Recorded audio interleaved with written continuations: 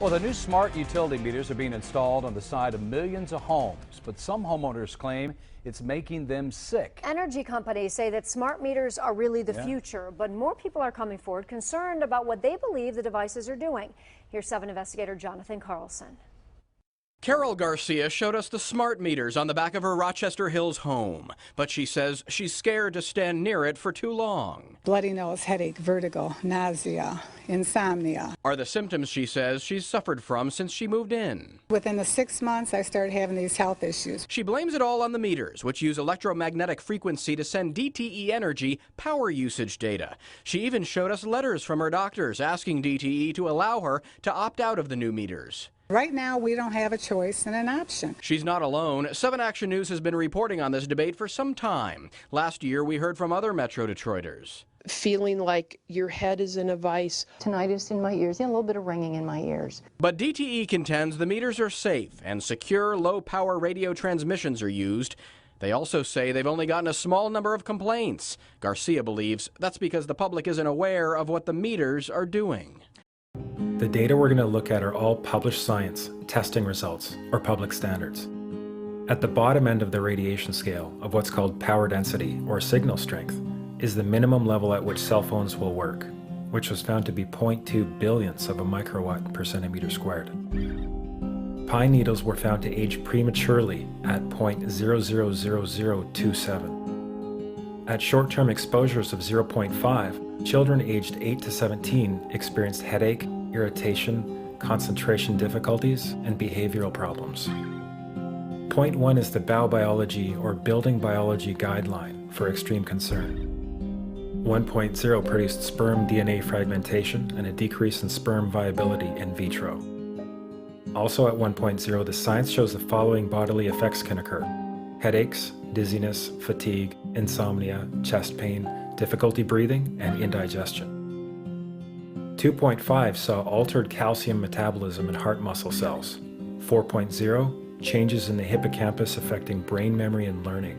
And at 6.0, DNA damage in cells. So, where are smart meters on this list? Electrical Power Institute in December 2010 measured a single Itron smart meter with pulses up to 7.93 microwatts per centimeter squared. Our own testing indicated approximately 8.0 with 1 meter. These tests are at a close distance, approximately 1 foot away from the meter, but an infant's crib could be just as close on the other side of the wall where the meter or bank of meters are installed.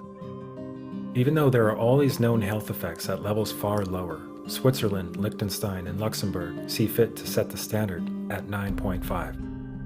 And China, Poland, and Russia, 10.0. This is the same level at which behavior has been altered, producing reflexes of avoidance following 30-minute exposures. A room of 12 smart meters, very common and even a conservative number in an apartment building, tested at 19.8 microwatts per centimeter squared. This is hundreds of times higher than levels which clearly indicate harmful effects. So how can utilities and governments get away with forcing these devices on everyone? This is how. In Canada and the US and several other civilized countries, the safety limit is set at 600 to 1,000 microwatts per centimeter squared. This so-called safety limit is literally tens of thousands of times higher than levels which are known to damage health, according to peer-reviewed published science. I want to do a quick demonstration here. We're going to measure the smart meter here before and after application of the smart meter cover. I'm using a TES 92 electrosmog meter, which you can purchase on Amazon. You can see it just ticked up there, so the smart meter just pulsed. We're going to do a couple different measurements. We're going to measure continuously like this. This meter pulses every 10 or 15 seconds, so we'll see that. Whoop, there it pulsed again. And so that went up to about 90 milliwatts per meter squared. Whoop, there it goes again. It's pulsing again. So we're going to measure also, we're going to do a max setting because it pulses so quickly. You can see it continuously pulsing. We're not necessarily getting the max reading. So I'm going to go put this on max. We're going to wait for it to pulse. Okay, that was 106 milliwatts per meter squared. So let's try again. Let's do another max reading. It's pulsing every 10 or 15 seconds. We'll see how high this goes here. Seconds. Oh, there we go. 253 milliwatts per meter squared. Kind of the max reading that we've got there. So now let's go ahead and put the smart meter cover on. And the application's pretty simple. This meter has a lock, so we're just gonna look for the cutout here. We're going to slide it over. Done. Okay, now we're back. I'm gonna be right here in front of the meter, and you can see the readings are very low. The continuous readings almost 0 now.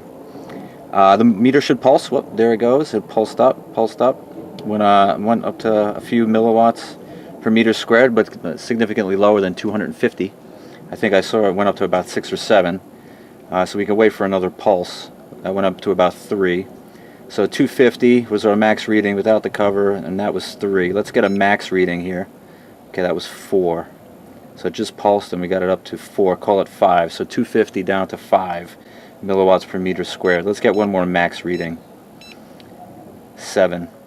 So 250 down to 7. You see this thing is pulsing regularly. Let's try it one more time. Oh, there it goes again. 8. So 250 down to 8, I think is about a 98% reduction. There's 5 that time. So you can see, without the cover, 250 milliwatts per meter squared. With the cover, between 5 to 8 milliwatts per meter squared. Oh, there we went up to 9. So let's call it 10. So 250 to 10. We could do the math on what the reduction is there.